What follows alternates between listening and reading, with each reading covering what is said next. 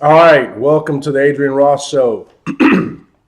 Thank you guys for last week. Those of you that tuned in, had my former team, Cincinnati Bengal teammate Javon Langford, former defensive end, fourth round pick out of Oklahoma State, and a former professional boxer. You guys were just able to see me ask him some questions, so you could hear things from another football player from a different region, and you could hear his story and what he had to say.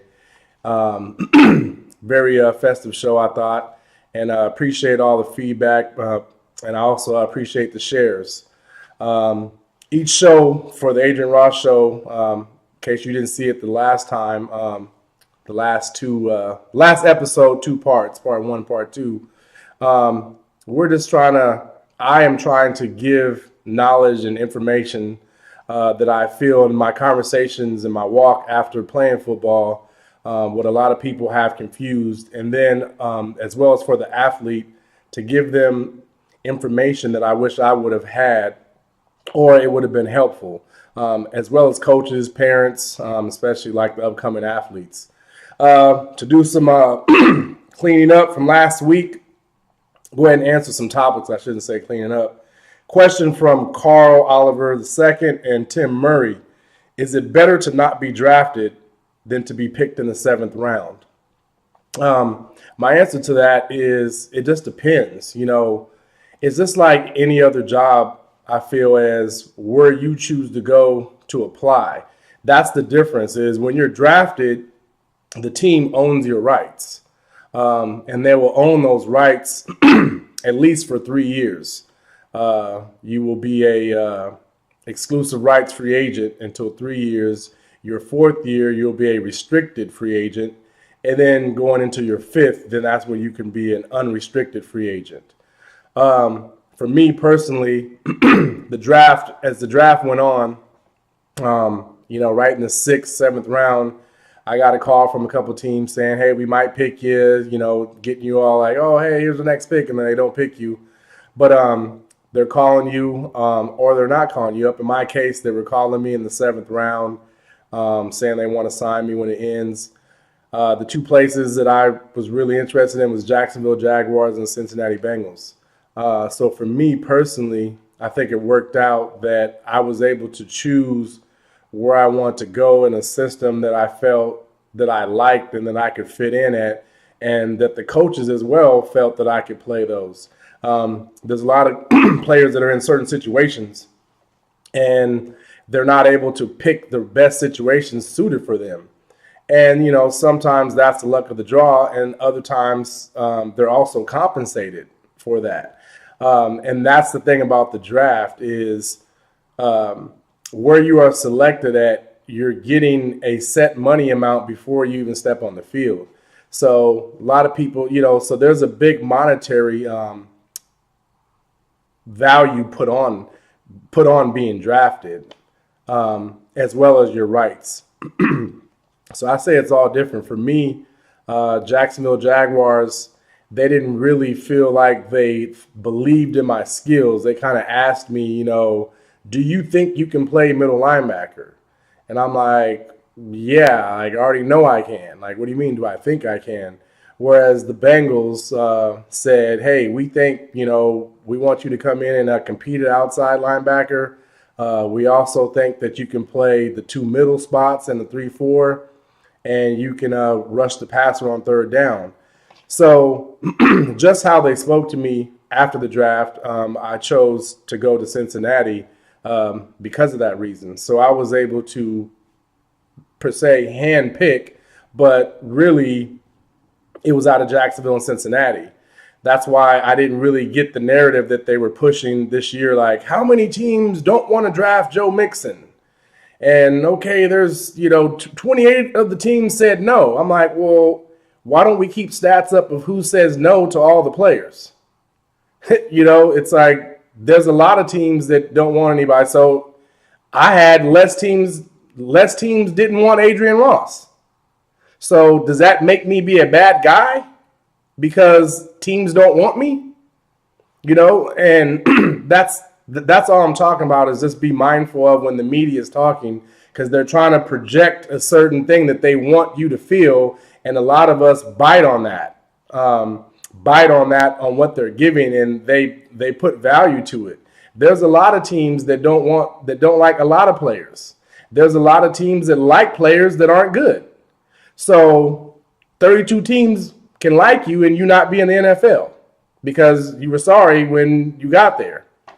So who likes you and who doesn't, that's just how you arrive to the party. Another question from Tim Murray. How many college athletes have the opportunity to become a doctor or lawyer? I think that if you're a college athlete, you have the opportunity to become a doctor or a lawyer. It's all choices that we want to make. I was on path for me. I wanted to go on and be a doctor. I want to be a doctor of veterinary medicine. Now, the problem on that path is the class schedule that you have to take being restricted. From at Colorado State, we couldn't have classes after 2:00. So if there's something in your undergraduate work that requires you to have to take class after 2, well, then that's when you have your conflict. And what generally happens is the coaches don't let you take those classes until maybe your junior year, especially your senior year. Then it's kind of like they give you a pass.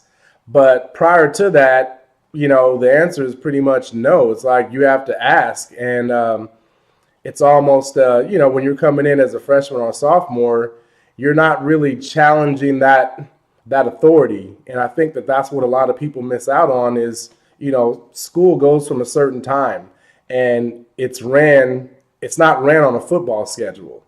It's ran on an academic schedule.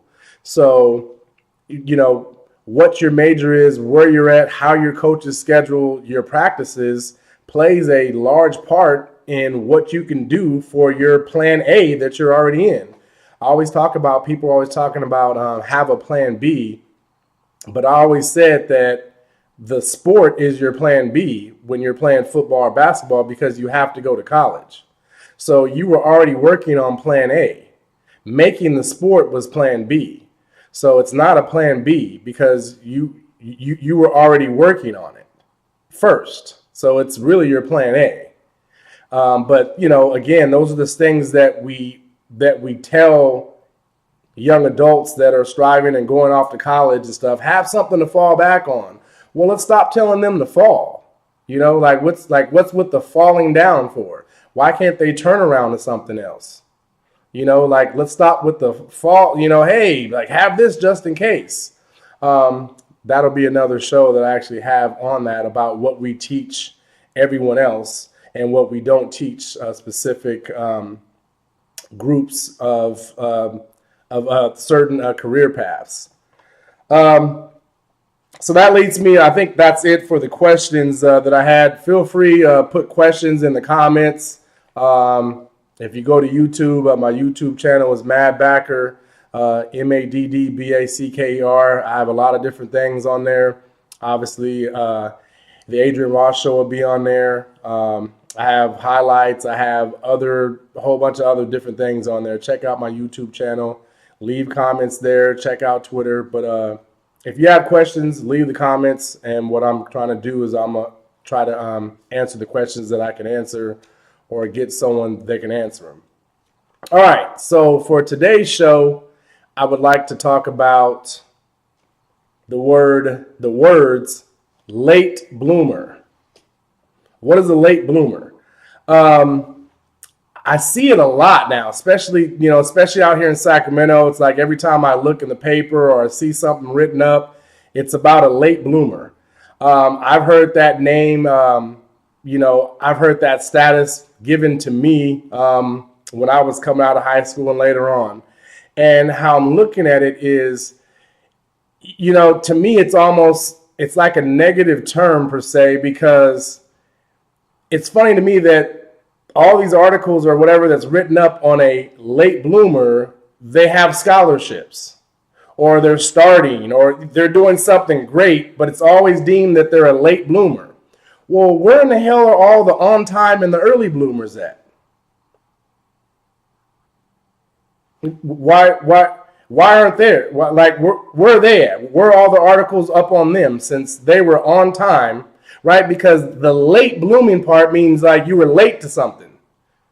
Is that a positive? Like, what were you late to? Like that title was kind of given to me, a late bloomer. Well, if I was a late bloomer, like, how was I first team all city? What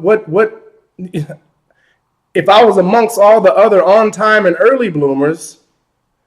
And I think that these coaches and these scouts and whoever are getting confused with a player's ceiling, an athlete's ceiling. There's a lot of different potential talent that people are able to reach. And because there's a lot more growth in others, we keep associating that with late. No, they're just in high school or whatever level that they're at. They're just a freshman in college or just a sophomore. They're right on time for who they are. Let's stop with the negative, they're late. And then cool, some of them it fits. But if you're in your second year in college and you're in the ACC, SEC, Pac-12, whatever D1 it is, and you've been starting for 2 years, why we keep hearing about you being a late bloomer? What's with all the late bloomer stuff all the time? As a former athlete, I always feel that it's always a negative connotation on someone doing something good. Why with the athlete is it always something, oh, hey, they're doing this, but hey, their path to get there, they had to go through this, they had to go through that. Like, why can't we tell what the story is right now? This player's so-and-so's having a hell of a year. They might be a potential pro player. It's looking like they're going to be drafted in this round in the NBA draft, in the National Football League draft. What's with all the negative stuff that's always attached to someone doing something well? I mean, these are athletes with most of them, not all, but most of them that we hear this with, they're athletes in college. We see it in high school. Oh, so-and-so, yeah, when they grow up, and well, yeah, like you're talking to a high school player. Like I have some players that I am in contact with now in college, and when I saw them in high school, I saw that they're going to grow. I just looked at them and I could see where they're at, and yeah, they're not going to be at their fastest speed right now. So, but Jillian, what happens when at the high school level is everybody wants a pro already. Everybody wants to talk about a 40 time and how fast it is, or what they're benching, or what they're squatting, or what they're lifting, and it's the same time as a pro's time, allegedly. Which, so if someone's doing that in high school, either they're that great or something's messed up, but like what's the point? And for me, I don't think that the late bloomer part is really the negative. I think the early bloomer, but we don't hear nothing about no early bloomers, because the early bloomers are all the ones that were real good when it was in junior high and freshman and sophomore. Then it comes down to varsity and everybody done caught up to them. So stop acting like late bloomer is a negative. Especially when you're writing articles or having them on TV or whatever when they're in college. Save all the negative stuff when it's supposed to be a positive write-up or whatever it is, or a video or a piece. Like that's for me, Adrian Ross, that's a negative connotation, that late. Someone's a late bloomer. Well, no, like just like me, for instance, okay, didn't get a football scholarship for whatever reason. But when I arrived at the campus at Colorado State, late bloomer, early bloomer, whatever bloomer, on-time bloomer, that all them other guys were that got scholarships, I was right there with them, or they were actually behind me. It didn't matter what my height, what my weight was, who was bigger. The coaches traveled me. They didn't travel the other scholarship linebackers, the other scholarship defensive ends. They traveled the late bloomer walk-on guy. So what's with the late bloomer? Did it benefit the other guys being an early bloomer?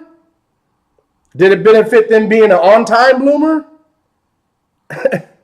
Coaches, man, like let's think of something else with all this late blooming stuff. Writers, whatever. Like you keep writing about late bloomers. Come up with something else, please. Like these are young men doing positive things. Let's think about positive words to display them, especially those from their hometowns. Maybe some guys were missed in the past. So a lot of writers like to make it be, you guys probably didn't see that I didn't write anything about this guy. So yeah, I'm gonna let you know he was a late bloomer. He's a late bloomer on scholarship? What? Man, all the other on-time bloomers ain't nowhere though. In that perspective sport, doesn't mean that they're not anybody. Everybody's somebody. But in talking about sports, it's funny how the late bloomers always get there though. But where are the on-time and the early bloomers at? Let's stop acting like it's such a benefit when you're really talking about somebody's ceiling, the ceiling that they have. Some guys' ceiling, they peaked when they were a freshman, a sophomore, a junior. They had full beards or, whatever it was, facial hair, mustaches. They peaked.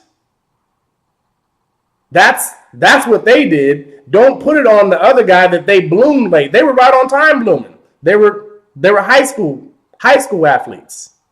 It's not nothing late. Let's stop acting like high schoolers have to be damn college players. Like everybody's trying to be a pro at high school. And that's because I feel that they're hearing these criticisms and these critiques of athletes that are doing well. So all you guys that keep being called that's fine. It's actually a positive. You're a late bloomer. But that's today's topic, and you guys give me the feedback if you feel that I'm crazy on that, or if you see it the same as I do, because I'm starting to see it too much now. I'm starting to see late bloomer. It's like, damn, if a kid comes into college and you have an article written up on them and they're a junior and they're going into college, how are you still talking about them being a late bloomer when they're a damn senior and they've started for 2 years? Damn, like they done bloom now. Like we got new flowers now. We got new stuff to talk about.